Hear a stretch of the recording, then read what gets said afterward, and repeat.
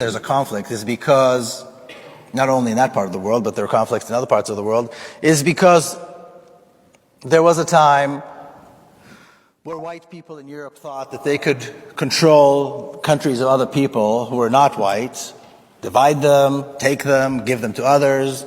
They had the right to do this. And we often hear of the Balfour Declaration.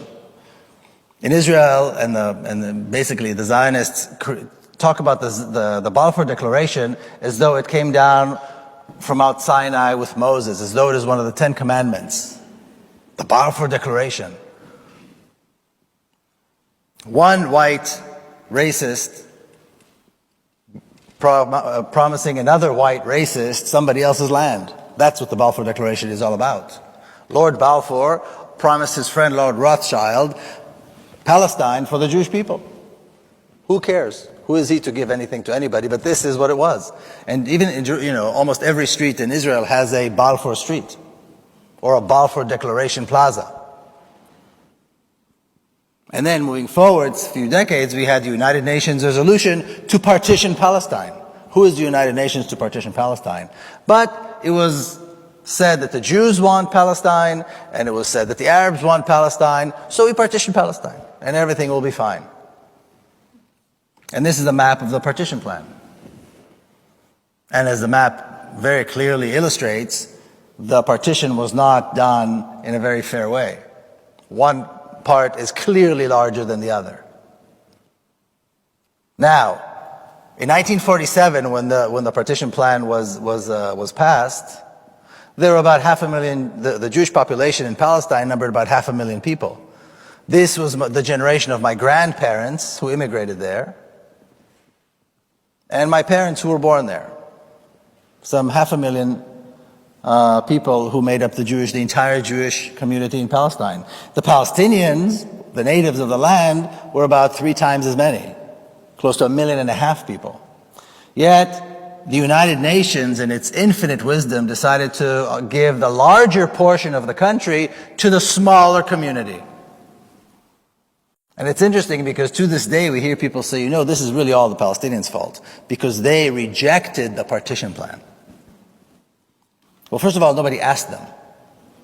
So it's not like they had an opportunity to reject. But can you imagine not rejecting it? That the United Nations would come and slice off the larger portion of your country and give it to a community of immigrants, really, who just came off the boat. And somehow everybody thought, or maybe they didn't think, but the assumption was that maybe this would work just fine, that everything would be just fine. Now, another reason this is such an important point, the partition plan, is from that moment on is when we have these two opposing stories, these two diametrically opposed histories that have emerged. And when people look for balance, perhaps you can find balance if the differences are small, if the differences are in small details or maybe a date here and there. But when the stories are diametrically opposed,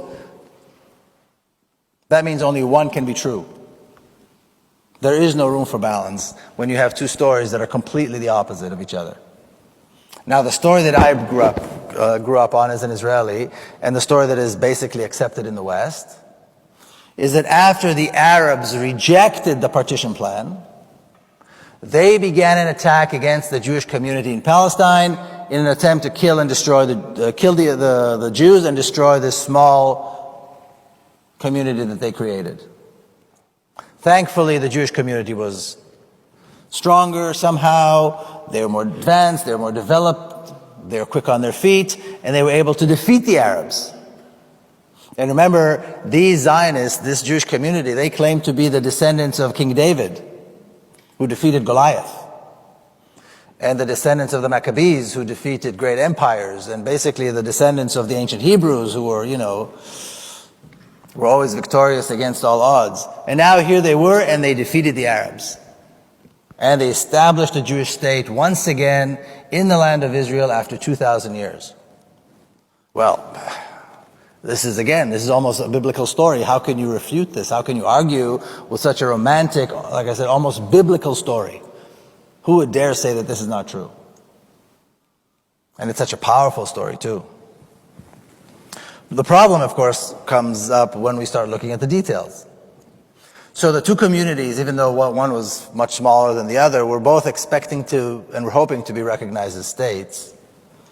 And they began investing and developing institutions of state. But there was one thing that the Zionists, the Jewish community in Palestine, developed that the Palestinians never did.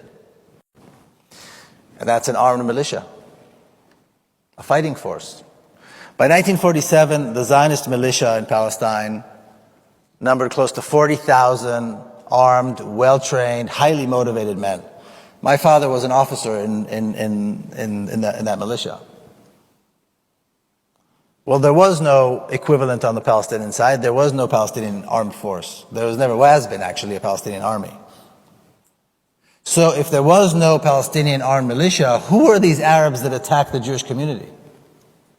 Now, we know that other Arab countries intervened in Palestine some 6, 7, 8 months later.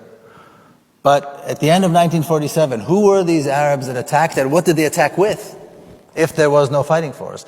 And Israeli historians have been looking at this, actually, and over the last 15, 20 years or so, they've been writing about this, answering this question, and they've been actually validating what Palestinians have said all along. It was not the Palestinians that began an assault at all. As soon as the United Nations gave its stamp to the creation of a Jewish state, or the Jewish state, in Palestine, the Zionist militia began a massive campaign that today can only be categorized as terrorism and ethnic cleansing. It was a massive campaign of an armed militia against an unarmed civilian population that lasted for 12 months, with a clear intention of completing the ethnic cleansing of Palestine. It was a brutal terrorist attack that lasted 12 months, at the end of which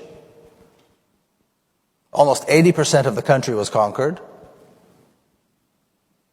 Hundreds and hundreds of cities and towns and villages were destroyed, including mosques and churches and schools and, of course, homes. And somewhere between 800,000 and 1 million Palestinians were forced into exile. So it turns out it wasn't such a romantic, heroic story after all. It was a brutal act of terrorism, but now we can see that the pieces fit the puzzle. And again, Palestinians have been claiming this for decades. Israeli historians have validated this over the last 20 or so years with people like Ilan Pape and others.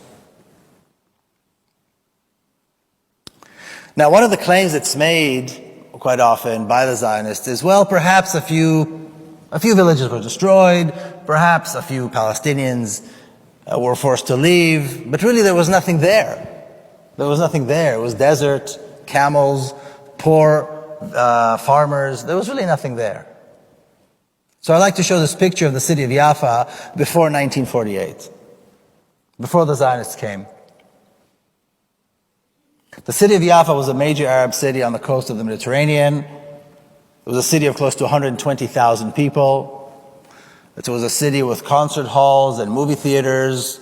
Several newspapers were printed in Jaffa. Writers' guilds and trade unions and a rich political life and a rich business life took place in Jaffa. The Jaffa oranges, you may have heard, was, very famous industry there. And in a matter of 2 weeks in 1948, this city, this bustling city of close to 120,000 people, was reduced to less than 4,000 people, concentrated in one neighborhood with barbed wires and Israeli soldiers surrounding them. And on the ashes of the city of Jaffa, today we have, in a picture that's almost from the exact same angle, the city of Tel Aviv. The city of Tel Aviv still calls itself Tel Aviv Jaffa, Tel Aviv Yafo.